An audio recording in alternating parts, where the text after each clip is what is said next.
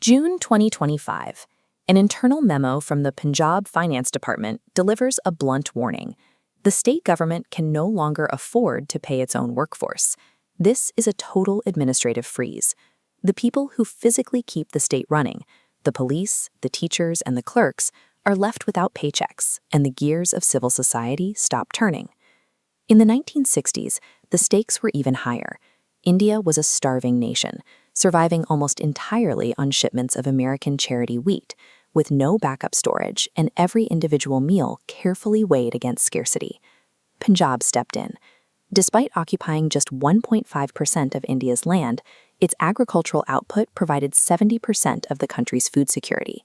This generated massive wealth. By 1971, income was 69% higher than the national average, and by 1981, it was the #1 wealthiest state. But today, that ranking has plummeted to 16th. How did the region that fed an entire subcontinent lose its lead and slide toward functional bankruptcy? This is the agricultural trap. To ensure food security, the government offered minimum support prices, guaranteed prices for wheat and rice. These guarantees made farming so safe that there was zero financial incentive for families to innovate or try new crops. While the rest of India spent the 80s and 90s liberalizing markets and opening up to global trade, Punjab stood still, refining a single, narrow industry. Neighboring states like Haryana took the opposite path.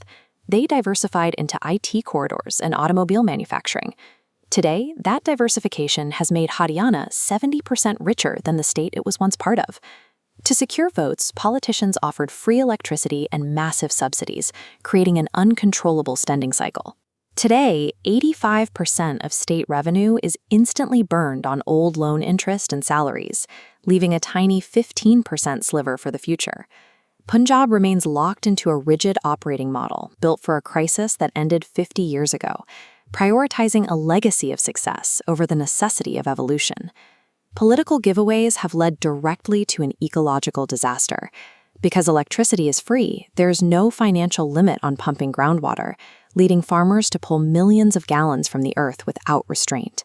79% of Punjab's groundwater blocks are now overexploited. It takes 4,000 liters of water to grow 1 kilo of rice. At this rate, the water table will drop below 300 meters by 2039, making farming nearly impossible. With degrading land and flat industrial growth, a massive population of young people is left without jobs, watching their prospects dry up. International gangs have filled this vacuum. Drones now drop heavy shipments of drugs across the border from Pakistan, capitalizing on a frustrated youth population and fueling a crisis where Punjab accounts for 75% of all drug seizures in India. For those who can't find work, the only remaining dream is an exodus to Canada. Families are selling off farmland just to fund a flight out, with 250,000 students leaving in a single year. When the land dies and the industry vanishes, the social structure inevitably fractures, leaving room for either addiction or mass migration. This stagnation is rooted in a dark history.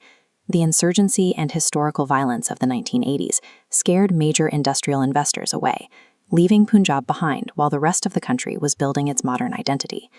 Today, that economic frustration makes the jobless youth vulnerable to a new wave of radical separatists who use the state's failures to recruit for their own agendas. However, ground reality shows this isn't a mass uprising. The radical ecosystem is primarily funded and sustained by a foreign diaspora, while 95% of local residents simply want a stable economy and a chance to earn a living. The debt, the drugs, and the separatism are connected. They are the inevitable symptoms of an economy that stopped moving forward decades ago. Ultimately, Punjab's specific crisis holds important universal lessons for any modern economy trying to navigate a rapidly changing world. First, past success is no guarantee of a future. Relying on a single industry while the world changes around you is a direct path to stagnation. Second, free subsidies act as a trap. Short-term political freebies often come at the expense of long-term infrastructure and the health of natural resources. Third, social health is downstream from economic health. Cultural crises like drug addiction and radicalization are often the result of basic financial failure. The potential of Punjab's land and people remains intact. Reclaiming that potential depends on a total shift in priorities.